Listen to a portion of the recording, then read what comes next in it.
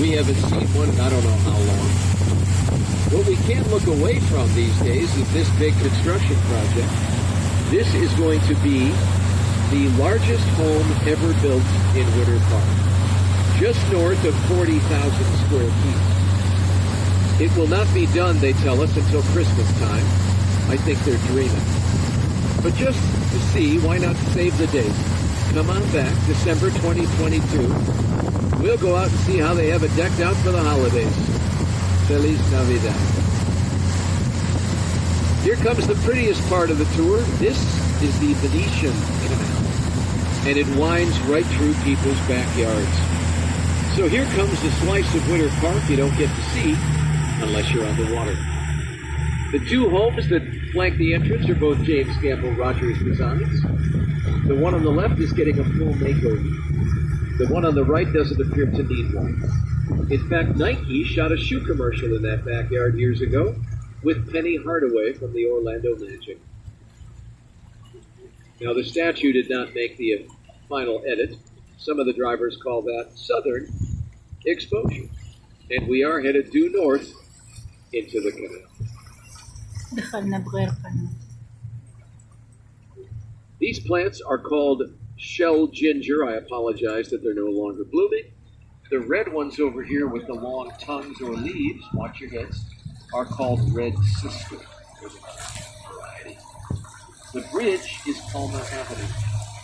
Please resist the common urge to reach up and touch the top, because I'm afraid what's up there is sharp pieces of metal that are holes in the pipes and threads. Now, these white orchids you see in the trees don't occur there naturally. The zip ties should be a quick clue. But orchids do well if you just neglect them. So if you have some that are not doing all this well, what you do is you find a nice, cool, shady place, maybe with a little bit of a breeze. You put them there and just walk away. Mother Nature will do all the nurturing and you'll get all the time.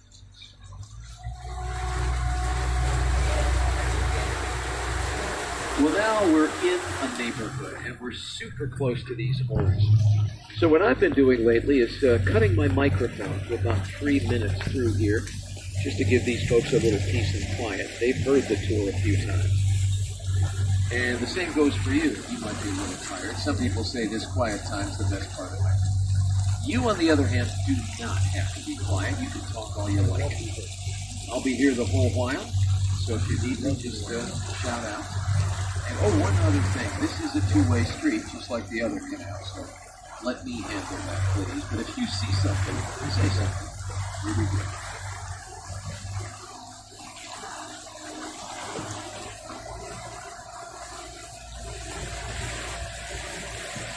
No.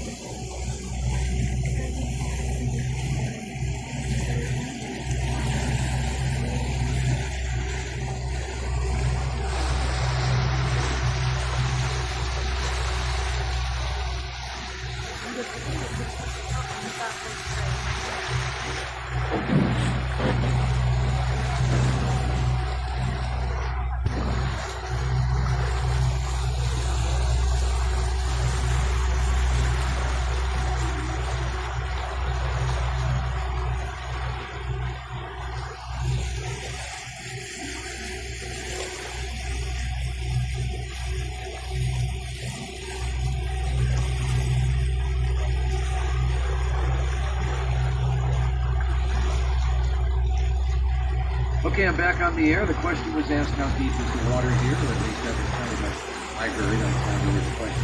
4 feet, and yes, it has gone dry. It did so 22 years ago. with mud in here, and they rebuilt the canal there. Here's a little bit more of Rollins College coming up on the right. We are 1.5 miles from the campus here, but this is an outpost for the crew team through this jungle. You see the racks for the boats. They're all tucked into the building right now. This is the Bradley boathouse, and it's all official because of the big blue and gold R on the door. Now, crew is rowing. Some of those boats are 60 feet long, so they never used the canal. They couldn't make the turns. They use this big old lake up ahead. This is our largest, Lake Maplewood. It's about 450 acres, and it's equally divided between two cities, Winter Park here and Maplewood.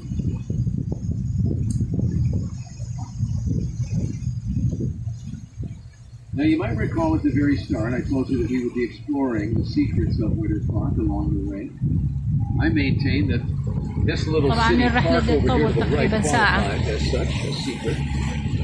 It's a little bitty thing called Craft Azalea Garden, and there's the secret right there, those azaleas.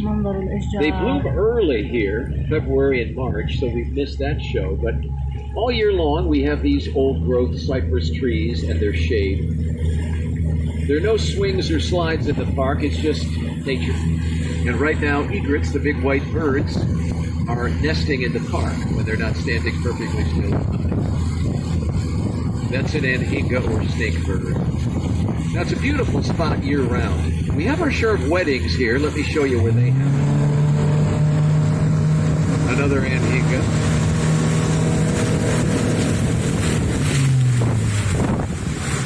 This is the exedra. It serves as the altar for the weddings. But here's the big secret about getting married in the park. The weddings don't last long. Let me try to explain. There are 12 park benches, and that is the only seating. None of them faces the exedra. So a lot of times, here's what happens. The guests give up, stand up, and then move up to get a better view. Now they're all clustered around the exedra, and they're standing. The preacher has just lost control. He can't go with the long version. They're up out of their seats. I saw some looks of concern back there. Don't worry, there is no curse that we know of.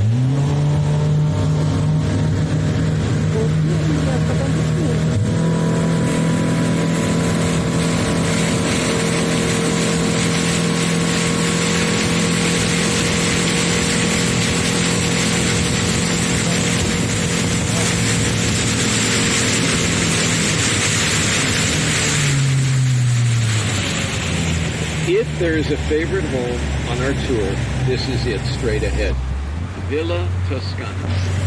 It has a boathouse. You could actually live above. That's a little apartment up there. To the left is the pool house. They call it the Cantica. Not the one from Encanto. This is different. The floors don't move here. Up the hill is the main house, but look at the hill. That's the star of this show. I've long thought that Disney would do well to send its landscapers here to pick up a few tips. But let's say your dream home is a little bit bigger. We could do this. How about this place 3 doors down to the left? You have the main house in the middle with the pillars. 2-story guest cottage to the left. Perfect for the abuelos. If the grandparents hit town and you're not prepared, shove them over there. It'll be pool and pool house to the right. Smack dab in the middle is a tennis court. But at the end of the day, why not settle back in one of those 2 Adirondack chairs and watch the sunset over Lake Maplewood? Now, that would take an invitation, of course. And so far, sadly, nada.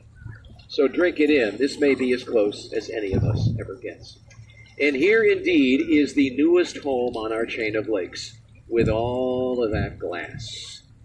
You know what they say about people who live in glass houses, of course. Please install praise. It took them forever. Month after month went by, there wasn't a stitch of fabric in any of the windows, including those in the master bedroom. What do you think changed their minds? Have I mentioned our night tours? Let's just say we do them, and they put up some drapes. We think it was a good call.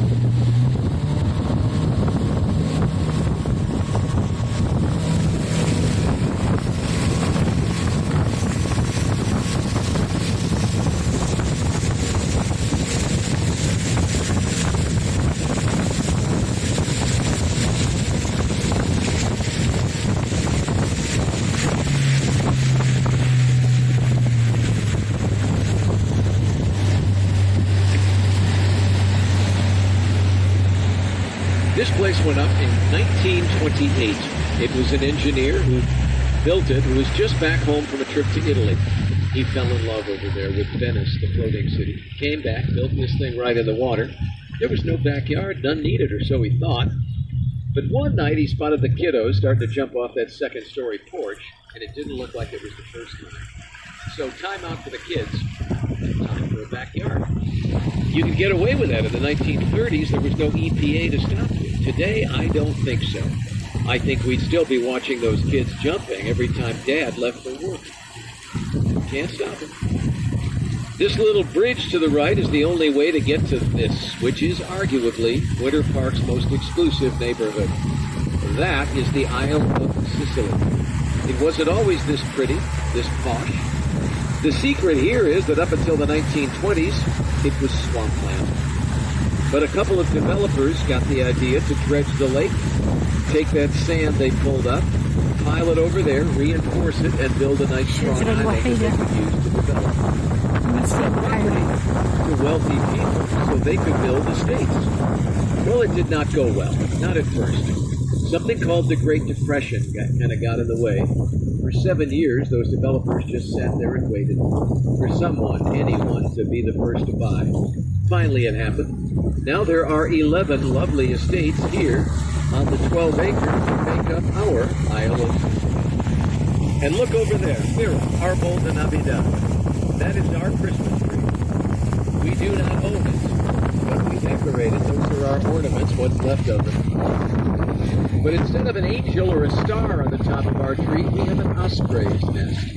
Ospreys are sea hawks or fish hawks. They mate for life. And what happens every summer is the baby chicks, maybe 1 to 3, learn to fly. Mom and Dad take off. But they always come back to that same nest in that same tree every winter to start it all over again.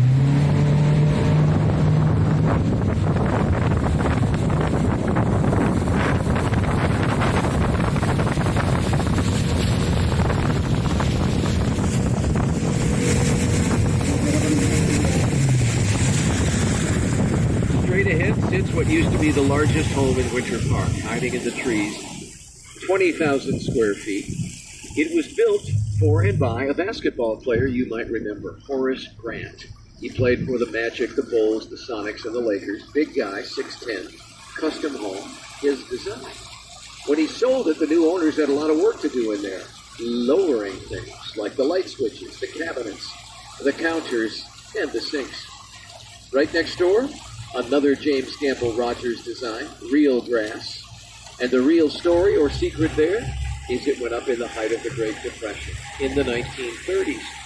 The very same time frame when those guys trying to get the Isle of Sicily going were really struggling. Things were a little different over here, I guess. These folks were sitting pretty high on a hill and building a new lake house. So much for being depressed. Here's our last look at Kraft Azalea Garden, but it doesn't have to be. Let's say somebody in La Familia is planning a wedding. This would still be a lovely spot, in spite of that seating problem. But there's another thing to concern yourself with. There's a long-standing limit to the number of guests for a park wedding, and the